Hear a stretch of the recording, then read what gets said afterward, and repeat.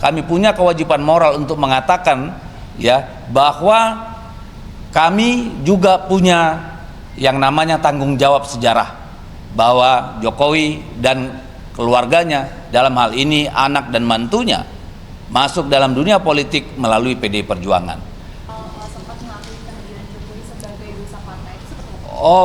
Begini, bagaimanapun Jokowi itu lahir dari rahim PDI Perjuangan.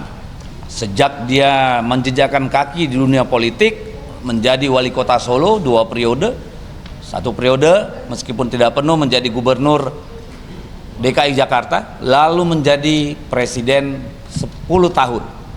Itu tentu ada andil keringat tenaga dari PDI Perjuangan. Tetapi kita melihat bahwa setelah 9 tahun menjadi presiden, itu setahun terakhir banyak sekali langkah-langkah politik yang menurut kami di luar etika moral politik yang diperjuangkan oleh PDI Perjuangan. Bahkan kita menyaksikan sendiri bagaimana MK, bagaimana MA kemudian ditekuk untuk memuaskan tujuan-tujuan politik dari Jokowi dan keluarganya, ya. Dan kemudian kita juga melihat bagaimana dalam pemilu presiden dan pemilu legislatif, bahkan terakhir dalam pilkada, pengerahan kekuasaan, intimidasi, mobilisasi aparat hukum, mobilisasi ASN, kepala desa dan sebagainya masih terus berlangsung. Dan ini tentu kami merasa terpanggil, kami punya kewajiban moral untuk mengatakan ya bahwa kami juga punya yang namanya tanggung jawab sejarah, bahwa Jokowi dan keluarganya, dalam hal ini anak dan mantunya, masuk dalam dunia politik melalui PDI Perjuangan. Saya pribadi sudah berkali-kali di media menyampaikan bahwa ya memang dia lahir dari PDI Perjuangan, tetapi 1 tahun terakhir pengelolaan kekuasaan yang dilakukan bukan sama sekali tabiat PDI Perjuangan. Dan Ibu Puan sendiri sudah pernah secara langsung dalam Rakernas tahun lalu itu menyampaikan permohonan maaf karena melahirkan kader yang kemudian mengangkangi yang namanya konstitusi. Dan itu menjadi salah satu butir dari pernyataan di dalam Rakernas, ya.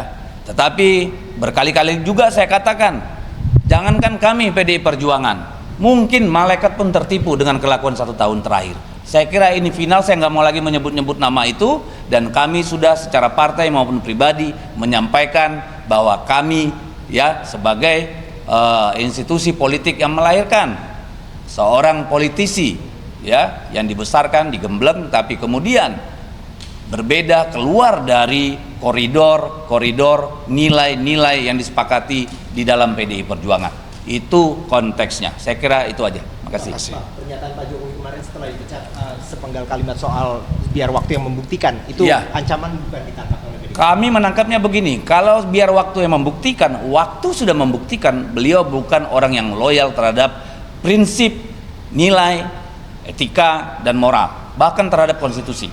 Kita tahu beliau 17 kali turun ke Jawa Timur, ke Jawa Tengah selama proses Pilpres, ya. Satu hal yang sebenarnya bisa dikatakan oleh para intelektual akademisi pemilu sebagai bentuk politik gentong babi, pork barrel politics, ya. Jadi itu saya kira sudah cukup jelas, ya. Itu ya. Oke. Mungkin ada 1-2 pertanyaan, silakan. Bahwa eskalasi serangan terhadap PDI Perjuangan ini, baik sebagai partai lewat spanduk-spanduk maupun terhadap individu lewat kasus-kasus hukum, ya kriminalisasi, itu kesimpulan teman-teman media sendiri bahwa eskalasinya memang meningkat, ya. Jadi saya kira itu sudah jadi pengetahuan masyarakat, dan kami kira kami tidak perlu bicara lagi panjang lebar tentang itu karena itu sudah sangat terbuka dipahami oleh teman-teman.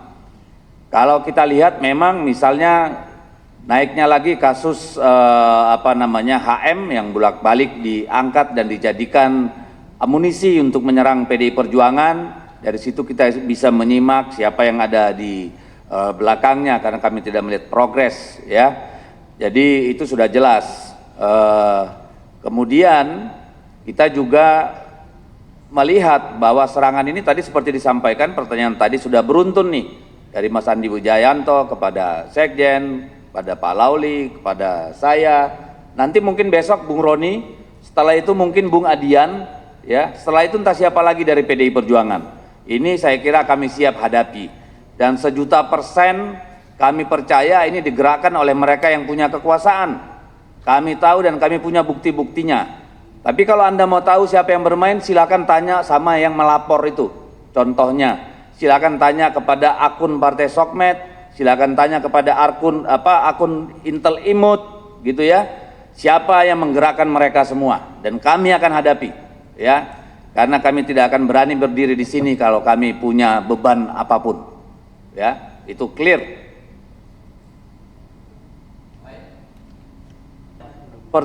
Pertanyaan Anda yang pertama, saya rasa kita tidak berbeda pendapat, ya. Jadi indikasi yang Anda sampaikan itu kami tidak akan membantah, ya. Silakan teman-teman cek sendiri. Isu itu memang sudah berkembang luas dan memang sengaja dihembuskan, ya. Tapi kami tidak akan ingin menyebut nama di sini karena nama itu tidak layak lagi disebut kalau menurut kami, ya. Lalu yang kedua soal pilkada DPRD, kami mengamati bahwa pernyataan Pak Prabowo itu adalah merespon apa yang disampaikan oleh Ketua Umum Golkar, ya. Jadi patut diduga itu sifatnya spontan. Tetapi tentu kita harus bersiap-siap karena kita punya pengalaman bagaimana undang-undang pilkada dikebut dalam satu malam di Balek yang akhirnya ditolak oleh rakyat.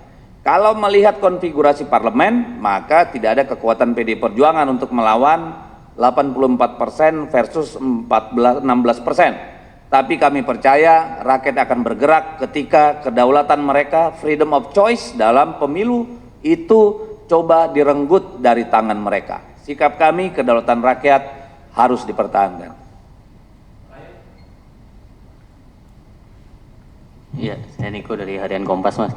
Tadi menindaklanjuti dari Tempo, berarti artinya ketika ingin pengambilan sekjen itu berarti apakah dikhawatirkan ada yang masih bermain dua kaki di internal PDIP? Karena kita tahu pada saat peluncuran buku di hotel di Jakarta itu Ibu Mega pernah menyampaikan bahwa ia pernah menyinggung soal apakah jangan sampai main dua kaki begitu. Nah, lalu yang kedua terkait spanduk dan baliho itu, Bang Roni, apakah soal dua kaki memang pasti ada di mana-mana dua kaki karena kita semua punya dua kaki untuk berdiri. Kalau satu kaki pasti pegel, ya. Jadi saya kira saya tidak akan lebih jauh karena Ibu Mega sudah berbicara soal itu dan saya tidak perlu merespon lebih jauh. Yang terakhir silakan Bung Roni soal spanduk.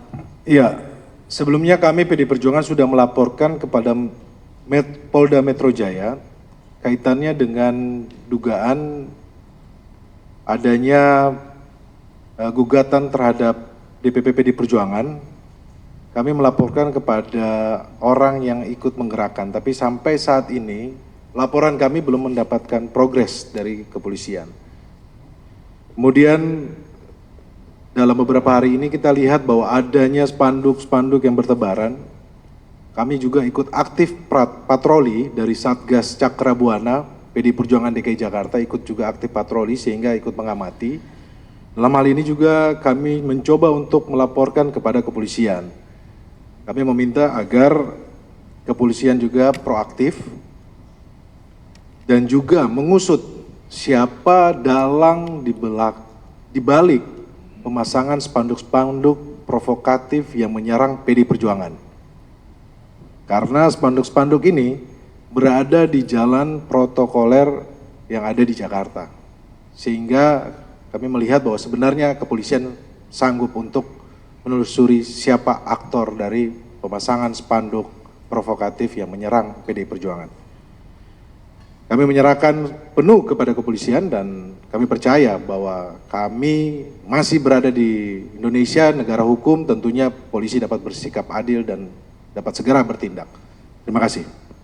Baik, terima kasih. Saya kira itu dulu untuk malam ini, kawan-kawan. Terima kasih sudah datang. Kami tutup konferensi pers ini. Merdeka! Merdeka!